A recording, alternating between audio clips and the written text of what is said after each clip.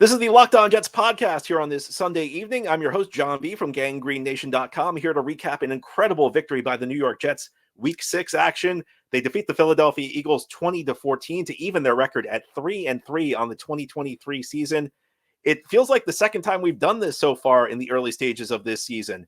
Jets, once again, just as in week 1, at home against one of the NFL's best teams. Eagles come into this game undefeated. Just as happened week 1 against Buffalo, Jets get off to a slow start. They fall behind by multiple scores early on. Then they kind of chip away at it, and they make the plays that they need to in the second half to even their record at 3-3 this season. The first victory in franchise history in a regular season game over the Philadelphia Eagles, and it sure was dramatic. I was watching this game. I was thinking about the normal ebb and flow of an NFL season. And I think it's comfortable for us to believe that the good teams are always going to be good and the bad teams are always going to be bad, and nothing ever changes that. But in reality, sometimes it's a couple plays here or there that sets a team on its course for the season.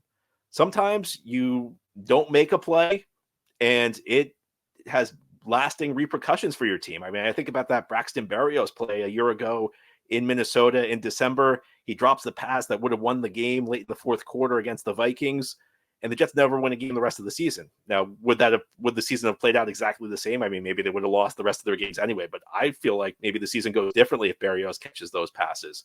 A couple of weeks ago, the Jets lost to Kansas City to fall to 1-3, and there were people out there saying, well, they're one punt return in overtime against Buffalo from being 0-4.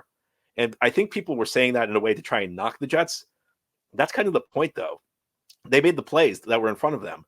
And as I watched this game, I kept feeling like this game was there for the taking. And if the Jets did not win this game, this would have been a bad loss, which is kind of crazy to say when you're playing the last undefeated team in the NFL. It was a game the Jets were not supposed to win. It was a game the Jets underdog at home entering. But as I said late last week, if the Eagles played their A game, it really did not matter what the Jets would do. The Eagles were going to win the game. The Eagles did not, however, play their A game in this one. They did not play their B game. I don't even think they played their C game. They let the Jets hang around, and the Jets, frankly, got some breaks that went their way. There were 4 turnovers in this game. I think at least 3 of them, the ball just kind of bounced in the right spot for the Jets for them to make the play that needed to be made. And people misunderstand whenever I say something like this. I'm not saying you take those plays off the board. The Jets made good on all of the turnovers. The Jets defenders made good plays. What I'm saying is that the caliber of play the Jets defenders made, even if it was good, that doesn't result in a turnover every week. Sometimes the ball just doesn't bounce in your direction. And my main point is that when on a day where everything bounces your way, you have to take advantage of it, because there will be days where things don't bounce your way. And when there's a game to be won, you have to take advantage. And the Jets did that. The Jets made the plays when they had to.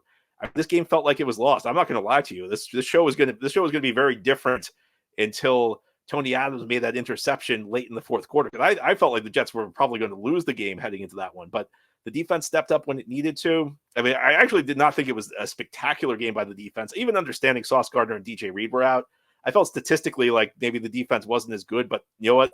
That all goes out the window because they made the plays they needed to at the moments they had to. And the Jets banked a win. And yeah, you can say, well, okay, well, they made a couple plays here or there against Buffalo and Philadelphia.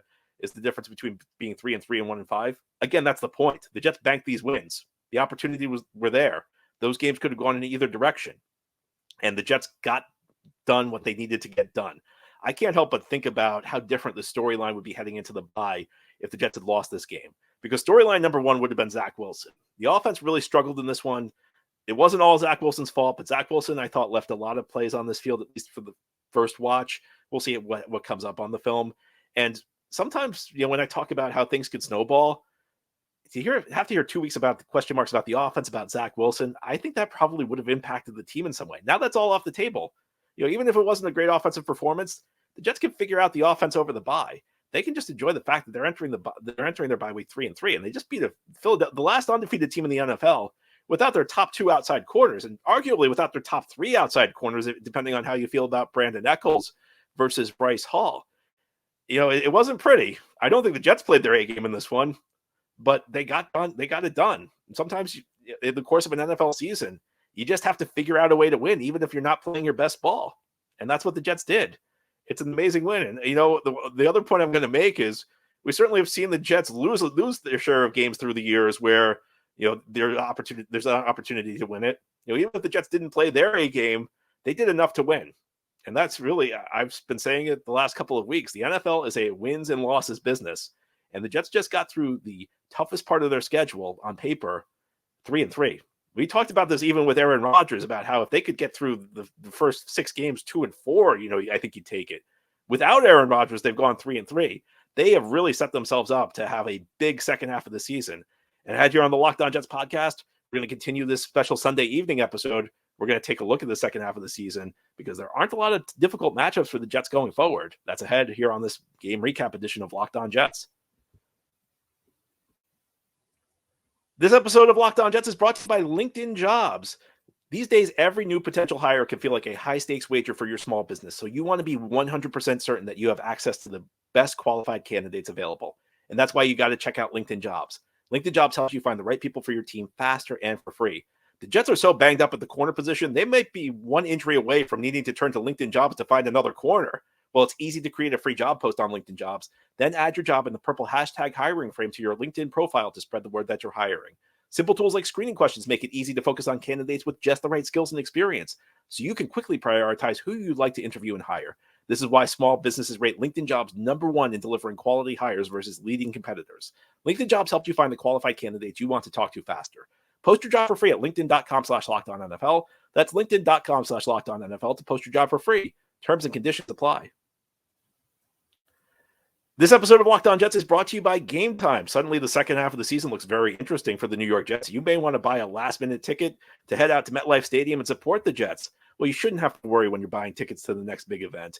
Gametime is the fast and easiest way to buy tickets for all the sports, music, comedy, and theater events near you. And with killer last-minute deals, all-in prices, views from your seat, and their best price guarantee, Gametime takes the guesswork out of buying tickets.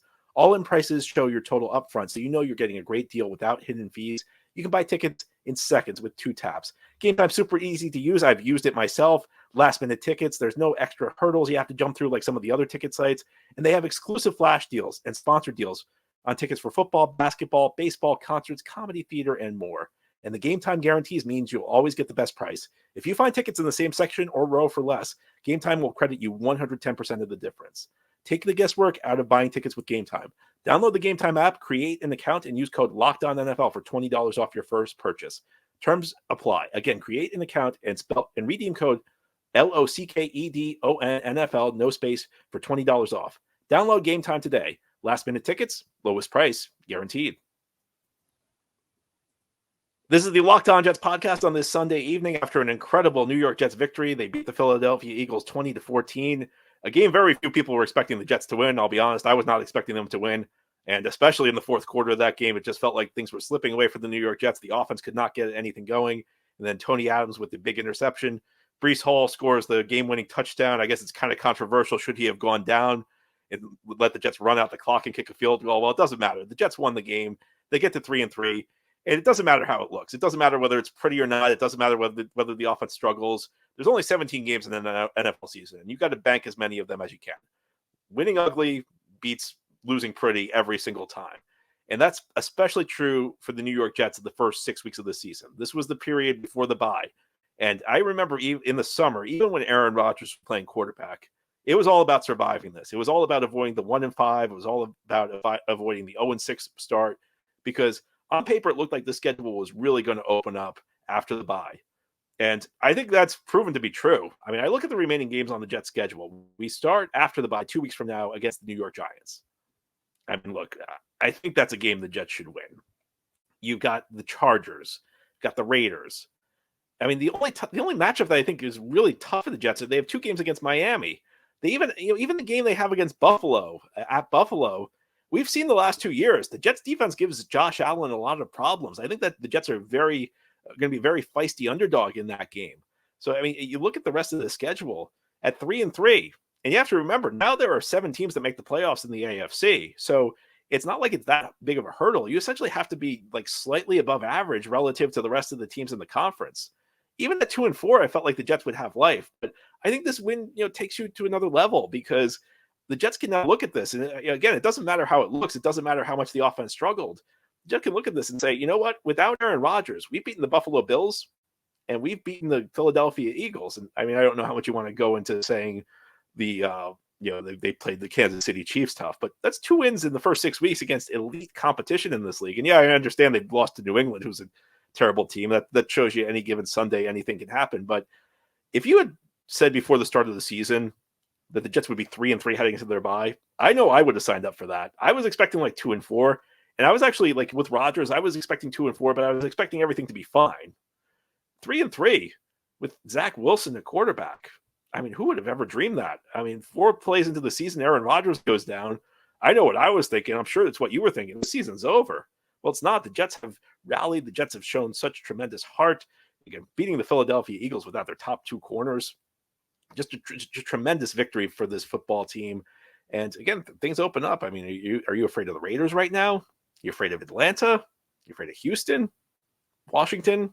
Cleveland? I mean, maybe you're afraid of New England the final week of the season because Jets can't seem to beat them, but the Patriots are really not a very imposing team.